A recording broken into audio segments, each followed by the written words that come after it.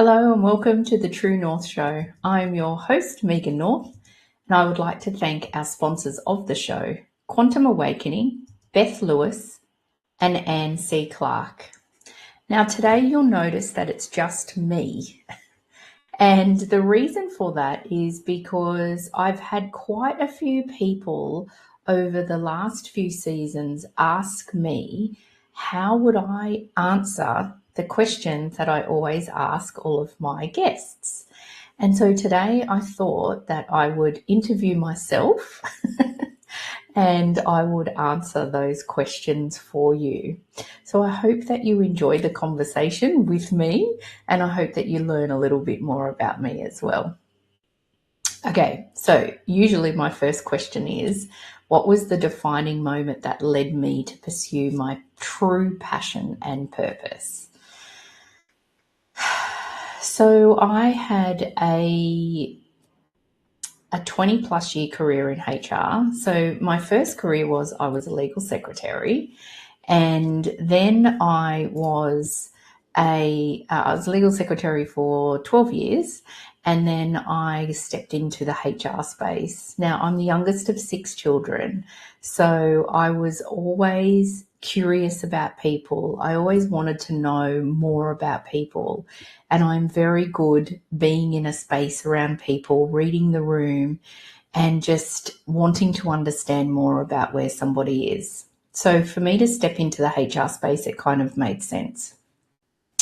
And I was in that space for over 20 years. And through that process, as you can see behind me, I've got a lot of oracle cards there. So I have always been very spiritually intuitive. And over the last 15 years, I started to do readings and for myself and then for friends. And then about 10 years ago, someone said, you should really do this and have people pay to have a reading. So I set up a little business, a side hustle, as most people call them, and I started doing readings for people. And I'm also an energy healer, so I was offering that as well. So I was doing that while I was still in the corporate world. And as I got into more and more senior roles, I loved my job, but it just wasn't filling me with passion and purpose anymore. I really wanted to get up every day and just do what I wanted to do. And the biggest thing for me was also that I wanted to work with people that I chose to work with. And I wanted to be able to manage my own diary. I wanted to be able to have time off when I wanted to and not have to ask permission from somebody. I didn't want to have to navigate that of what was happening in the organization. And so I decided 4.5 years ago to step into my own space. And it was a really, really big decision. And I was working in a really big organization, and I was about to be made permanent. And so I suppose that was a defining moment in the sense of, do I really commit to this role permanently? And I guess get stuck where I was, or do I finally pluck up the courage and have that confidence to move into my own space? And that's what I did. And so that's where this journey then started. And it was a lot of courage and it was a lot of confidence. I actually had one of the senior guys in the organisation who ran the very large IT organisation in the business say to me, I can't believe that you're doing this. You are so brave. And I sat back and I thought, actually, yeah, I am brave to do this. But I just felt like I just needed to do what I wanted to do. And as I said, to work with the people and the clients that I wanted to work with. So I suppose that was my defining moment. Nothing dramatically happened. It just was a point in time where I just felt like this was my next move. Okay, so my next question. How do I balance and maintain and prioritize my mental well-being in the midst of pursuing my dreams? This is really important, actually. When you work for yourself, you've really got to be strong with your boundaries, because you could be working 24/7, and the boundaries really do help you stay mentally well, because otherwise I would never have a break. And so I've always been quite firm with my boundaries, even in a working situation when I worked for someone else. And so I've kind of carried that through, but I've always maintained that unless I decide to work odd hours or on a weekend, then usually my diary is blocked. If for some reason I'm working with someone who is overseas, or we come to a mutual agreement of what works well for us, that's fine, because that's my choice. But managing my time and my diary is really important for me, for my well-being. So it's one thing I do. I'm an energy healer as well, so I do a lot of work on myself energetically to make sure that I'm in the right space. I also do go to work with other energy healers as well, because sometimes I need to get out of my own way. I've got a beautiful place here, my beautiful office, and if I look this way, I've got a huge window that looks out into just beautiful trees and greenery. So if I need to just have a quick 2-minute, just empty my brain and just reset, I'll often take my glasses off, because I don't need my glasses to look long vision. I just need them to look at the screen. So I'll often take my glasses off, and then I'll look out the window. Going out, standing in the sun, or even standing in the cool really helps me as well. And also just sometimes having some time just to do nothing. The biggest thing for me from a mental health point of view is I'm really good if I get bored, because when I'm bored, I feel like my brain actually empties, and then I get really, really inspired. So an example of that, a perfect example, is something that happened just this weekend. So I'm in Sydney and we've just had a long weekend. And so last week a few weeks ago, I decided to take the Thursday and the Friday off so I could have 5 days. And I really did switch off. I checked my emails, but I didn't really do any work. And then yesterday I was sitting on the lounge with a cup of tea, and I was watching. What was I watching? It wasn't a Bake Off, but it was the Great Canadian Pottery Throwdown, because I love those shows as well. And I was sitting there watching that, and all of a sudden I got inspired to write an ebook for something. And so I sat there and I beavered away and wrote an ebook. And so when my brain is empty, that's when I get inspired. So a lot of people think that being bored or not having something to do is actually a bad thing, but it's actually, for me, it's a really, really good thing. And I just find that my brain calms down, my mind slows. My body also has a rest as well, because if I'm bored, I know that I'm completely rested, and then it just gives me mental clarity to move on. So I hope that that inspires other people. But I would love to hear also what else do other people do in relation to keeping their mental well-being healthy while they're working and pursuing their dreams. Okay, so question number 3 is, can I share a significant challenge that I faced and how I overcame it to stay aligned with my purpose? So when I stepped out of my permanent role and stepped into this business, things were very slow. For the first 2 years, it was really, really slow. And financially, that was tough. I'd stepped out of a very, very nice corporate role that paid me really well into a business that had nothing going on. So what I did was I would do some HR consulting. Excuse me. I'd do some HR consulting. And so I'd step into some places for 3 or 4 months and do some work. And that, for me, at the time, worked well because I was earning money. But what I found was if I stepped into a space for, say, 3 to 4 months, even if I was only working, say, 4 days a week,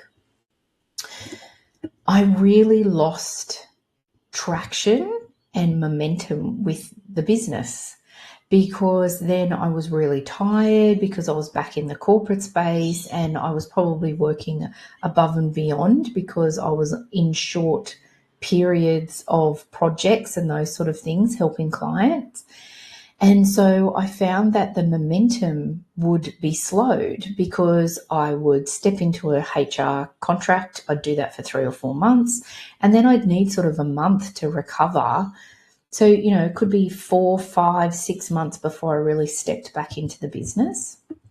And so at the beginning of 2024, I made a very, very hard line in the sand, and I said, I'm not going to do any more HR consulting.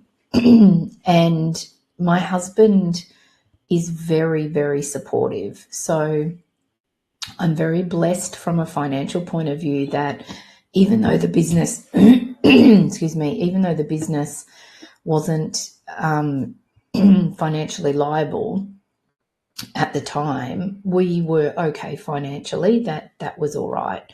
So I had a huge amount of support from him as well. And so it was basically hold on for the ride. Excuse me, hold on for the ride. And I did.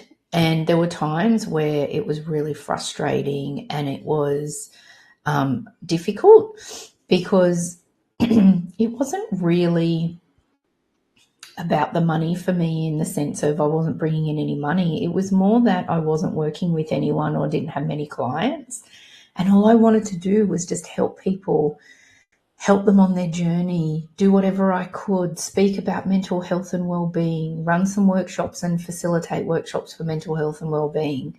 All of the things that I do, I wasn't doing that, or I only had a few clients. And so that was the hardest thing for me, actually. It was more just wanting to help more and more people. So there were a few moments where I said to my husband, that's it, I'm going to throw it all in and I'm just going to go back to HR full time. And he just kept saying to me, just hold on, just hold on. And so I did, and I'm really pleased that I did.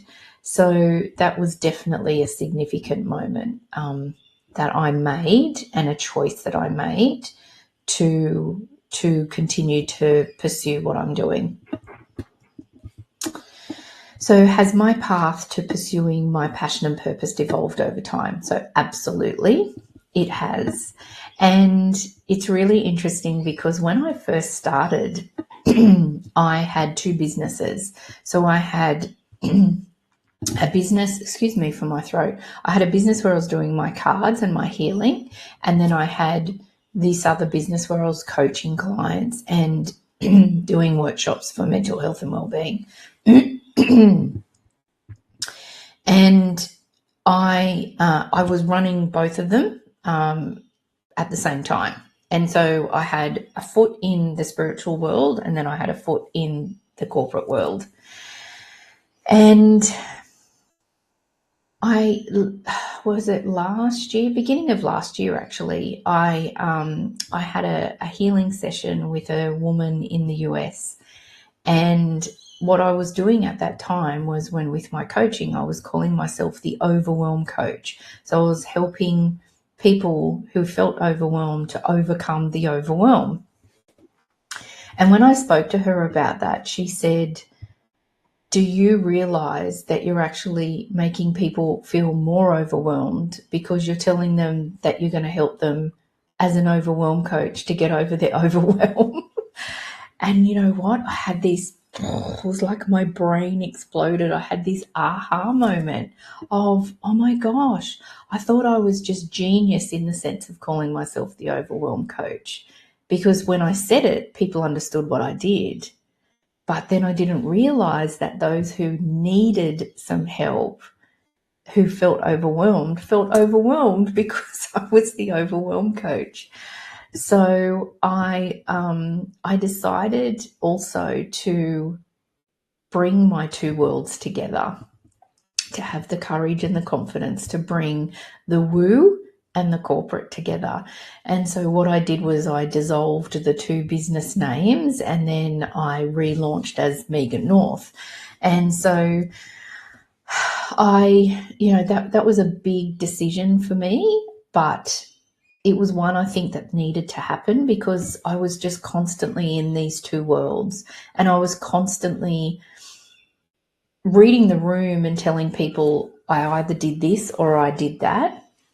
And so what I needed to do was say, well, actually, I needed to turn up holistically and actually say, this is me and this is who I am holistically. So my path has definitely changed pursuing my passion and my purpose. And you know what? I'm okay with that. And I still pivot. I still change sometimes. Sometimes I think, I might do this. This would be a really great idea. And then I think, actually, I don't think that that's going to work. So I just don't pursue it. And then I move on. And that's okay. Because it's my business and I can decide, what I want to do and what I want to pursue.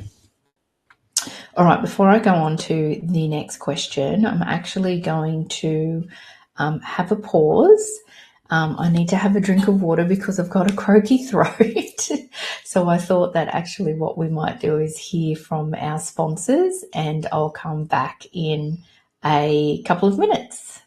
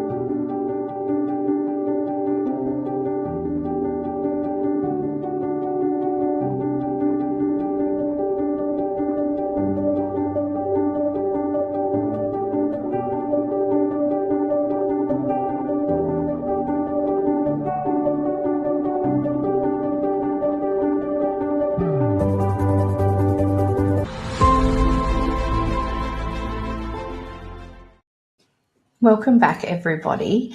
Thank you for sticking with me and hearing a little bit about me and my journey. It's really interesting, because I actually had to have a little bit of a mindset shift in relation to doing this because the show, I've always said to all of my guests, is it's not about me, it's about you as a guest. And so for me to actually come on here and to talk about me was actually a bit challenging. I felt a little bit, I don't want to say anxious. I think I just had to really shift my mindset to go, okay, well, for this episode, it is actually just about me. and I'm just sharing what lots of people ask me. So, but yeah, interesting, isn't it? That that mindset and how you can shift it.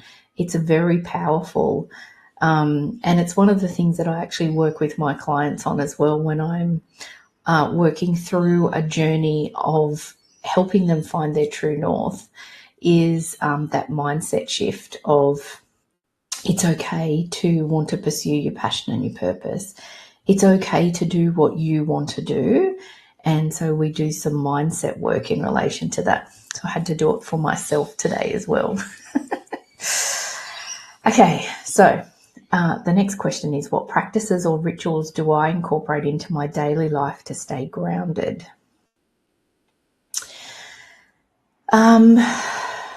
Breathing is really important. So even just stopping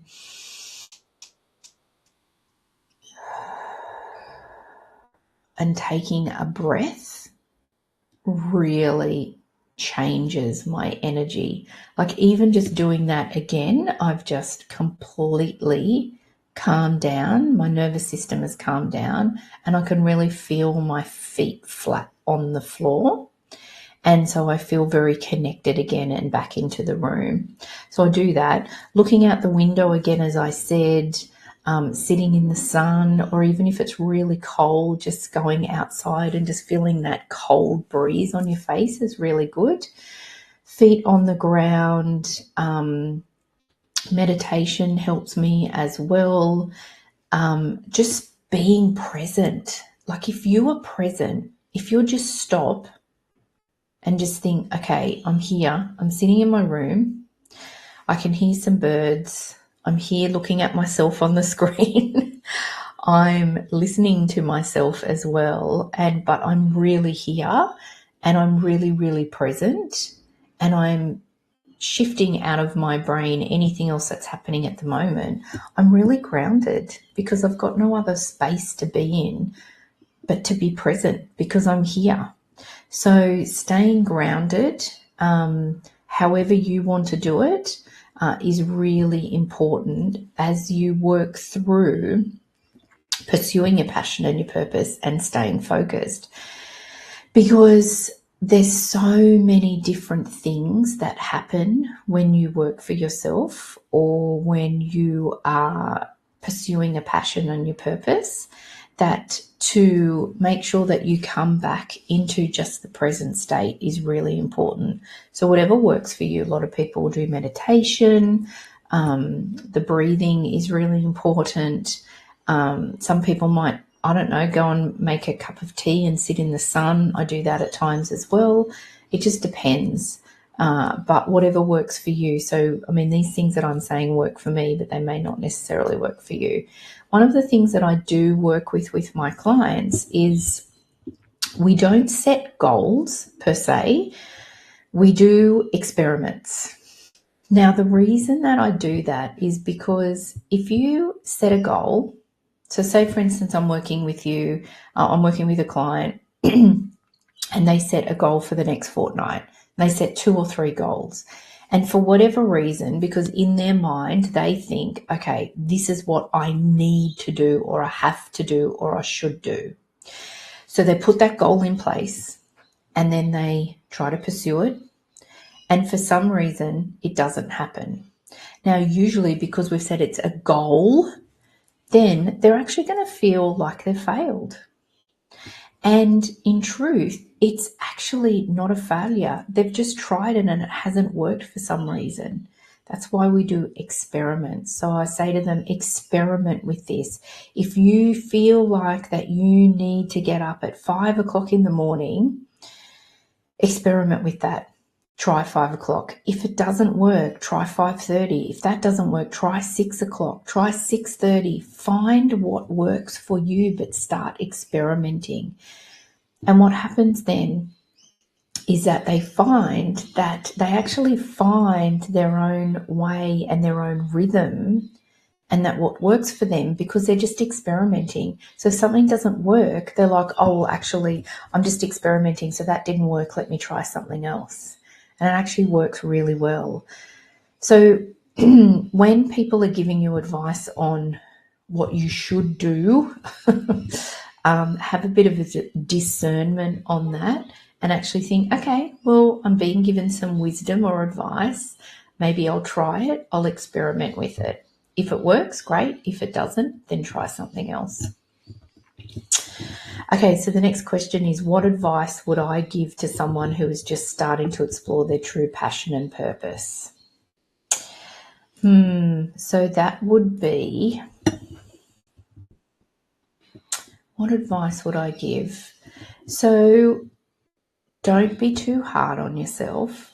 Be really, really kind to yourself, and probably be patient. That's probably the biggest piece of advice I would give. Be patient. Now, when I first started my business, I built a website and I had this amazing website and I had business cards and all of that sort of stuff. And I launched, and then I was like, okay, so where is everybody? I then needed to do a lot of work, a lot of networking, speak to a lot of people in relation to that. And so that patience was very much needed, because it's not very often that you can do something that the next day you're a complete success. So patience, I think, is a very, very big piece of advice. What else would I give advice to for someone who's starting to explore? Oh, the other thing is probably even just start small as well. So if you've got a really, really good job and financially your family is depending on you, I wouldn't suggest that you just quit your job and start something. Maybe start it as a side hustle or a side gig. Start with it small and see how it goes, and then build that momentum. And then you'll get to a tipping point. You'll definitely get to a tipping point where you think, okay, now I've built this really amazing business. It's a side hustle, but there's a tipping point to me then going, okay, I need to make a choice. Do I let my permanent or my job go? And then do I bring that in? And you'll get to a point where then you need to make that decision. But I would say that if financially you need to work, then start it as a little side hustle or side gig and build that up. Learn from people who have done that as well. The other thing is that think about who's in your inner circle.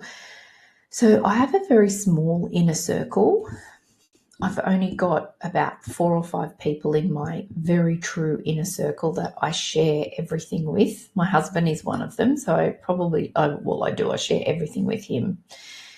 And then the others, I don't necessarily share everything with them as I do with him, but it comes pretty close. But the other thing is that those people in my inner circle, they actually can offer different advice for me in different areas of what I'm doing. And I think that that's really important as well. The other thing that's really important too is that they're not just yes people to me in the sense, I mean, that they will challenge me. And a perfect example is when I was rebranding and merging my 2 businesses. And a beautiful couple that are friends of ours, they've been friends of mine for a very, very long time. I shared with them my new potential logo, and they came back to me and they said, honestly, we don't like it. It's not you. It doesn't represent you.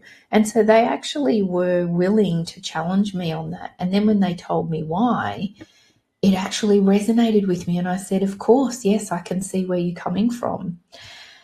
So when you are starting to explore your true passion and purpose and wanting to bring that into your life and for it to be a full-time thing, I would definitely have a look at who is in your inner circle. Who are the people who are around you that you really trust, that you admire, and that you would respect? And who are the people that can give you some advice or challenge you on some things that you might want to be doing? Okay, so Next question is, in what ways do I believe that my personal story can inspire or impact others? I'm just hoping that I'm being really honest in the sense of it wasn't easy. It's not easy. It's something that you just slowly chip away at and be patient about. So not everything that you believe, not everything that's on social media, I would suggest don't believe. And also, this is probably more of an advice, but I guess that this is how my personal story can inspire or impact others. Don't get too caught up on what's on social media and what people are saying, because I call BS on a lot of things that I see on social media. You know, sign up to me as a coach and in a week you'll be earning $100,000. Really? I call BS on that. Honestly, it would. I just call BS on it. And that's a really quick fix. And a lot of people get obsessed with the quick fixes and think, oh, great, I'm just going to step into this new thing and I'm going to become this person. And in a week, I'm going to be a millionaire. Highly unlikely. And so I think it's just be true to yourself and just chip away, you know, and this is what I did. I just chipped away slowly. I chipped away. I mean, I've got someone who's coaching with me at the moment, and I've known her for 10 years, and she came to me at the beginning of this year for a reading, for an oracle card reading. And then she said, so she's already pursuing her passion and purpose, but she said, I need someone to help me be accountable in my business and to be able to share some things confidentially and to get some advice and support. We've known each other for 10 years. And so it's that slow process as well, is that a lot of the time, and what I'm finding in my business, particularly from a coaching perspective, is the know, like, and trust. The know, like, and trust is really important to understand. So people start to get to know you, then they start to like you, and then they start to trust you. And usually that's then when they start to work with you. I mean, I know myself, it would be very rare that I would invest in myself with someone that I don't know. Actually, I wouldn't do that. And so that's what a lot of people do. And there's so many choices out there now of how people can work with other people and what products and services they can get from other people, that know, like, and trust, I think, is really, really important. So I hope that these little tidbits of wisdom of what I've experienced will help other people if they are starting to pursue their passion and their purpose. Now I'm going to pop up here just for the last question. If people want to connect with me and you want to discover where you are on your journey, please use the QR code, and that will take you to a link to my calendar where you can pop in some time. Depending on where you are in the world, if that doesn't work for you, then please email me, and my email details will be in the bottom of this information, not on the screen here, but in the information provided, that if you wanted to email me as well. All right.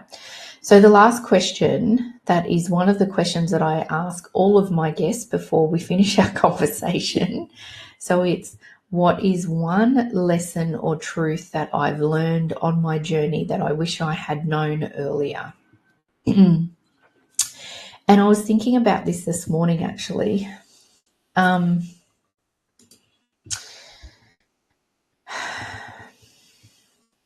So for me, it is ask more people more questions. And what I mean by that is, as I've gotten older, I've gotten better in asking people advice and questions about things that I wanted to do. But when I was younger, I didn't necessarily do that. And in fact, I probably didn't use my voice as much as what I would have liked to. So there's lots of things that have happened in my life that I wish I had asked more people advice before making a decision.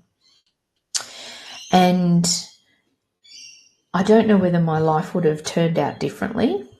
Maybe it would have. Maybe I still would have gotten here at age 51 talking about myself on my own TV show.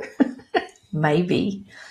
But I just wish that I had been more, I think, courageous and confident to ask people their advice moving forward on decisions that I made.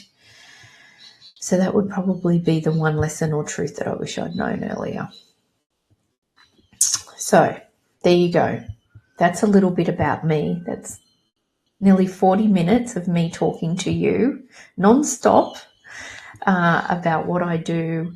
So if you want to explore more with me, then as I said, you can jump on and book some time with me. If you want to learn a little bit more about me, there's my website. But I hope that I have inspired or given you something to think about. I also hope that I've answered the questions that everybody was curious about in relation to me. And I hope that you've just enjoyed listening to a little bit more about me. So in saying that, I'd like to thank all of our amazing and dedicated audience, our supporters, and also our sponsors. And I hope that you all have an amazing week. And I look forward to seeing you all next week. Thank you, everybody. Thank you so much for supporting me through this journey of this amazing show. I'm really, really grateful.